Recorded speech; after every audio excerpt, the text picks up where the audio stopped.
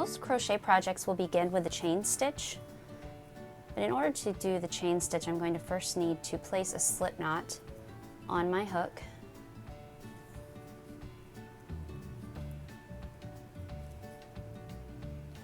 And I don't want that loop to be too tight. I want it to be a small gap under there. There are a few different ways you can hold your crochet hook. The way I hold mine would be like a knife, so I have my thumb.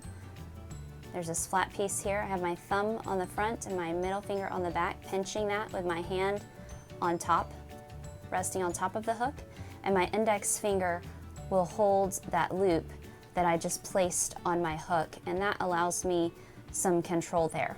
Some people crochet like this, holding it like a pencil. So holding it with their thumb and index finger, that's uncomfortable for me personally. And then I've also seen where the hand is on top with the thumb and index finger like this.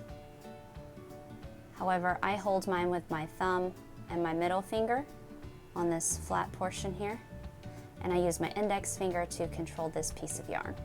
The next thing I'll need to do is wrap the yarn through my left hand. So I'm going to pick up the yarn with my pinky, wrap it around one time, it's under my middle fingers and over my index finger. Now I'm going to turn my hand and I'm going to use my thumb and middle finger to grab hold of that slip knot or just below it. So to create a chain, I need to yarn over. And all that means is I'm simply bringing that yarn, I'm using my index finger here to bring that yarn over my hook. My hook is facing me. I'm going to pull it to the right, take my hook down slightly to pull it through, and back up again. And I slide this loop back up onto the shaft of my crochet hook here. I move my thumb and middle finger up to hold that first chain I made. Again, I'm bringing my yarn from back to front over my crochet hook, making sure there's a nice gap here underneath my hook. I pull down slightly on my chain because I don't want this loop here to tighten too much or I won't be able to pull this piece of yarn through. So I am gently pulling on this chain that I created previously. So again, I yarn over, pull my hook to the right, pointing down slightly, through and back up. Move my thumb and middle finger up to that second chain that I made. And I have my loop up on the shaft of my crochet hook. So again, I'm going to yarn over. I'm pulling down slightly on that chain to make sure that I have a nice loop here and that it doesn't tighten up on me. Pointing my crochet hook down and then back up.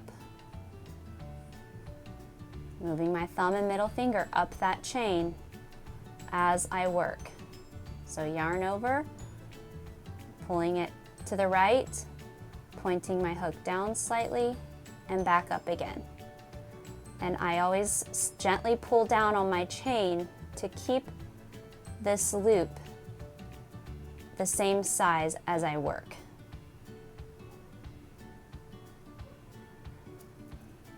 So you can see I made several chains here. If you need to know how many chains you've made, I'm going to remove my hook. So this will be the front of my chain, and this would be the back. This looks more like a chain to me, whereas the front side of the chain looks like stacked V's.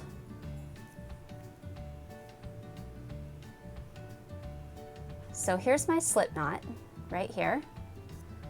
And then I'm going to count my chains. I have 1, 2, 3, 4, 5, 6, 7. I'm not counting this loop here that would have been on my crochet hook.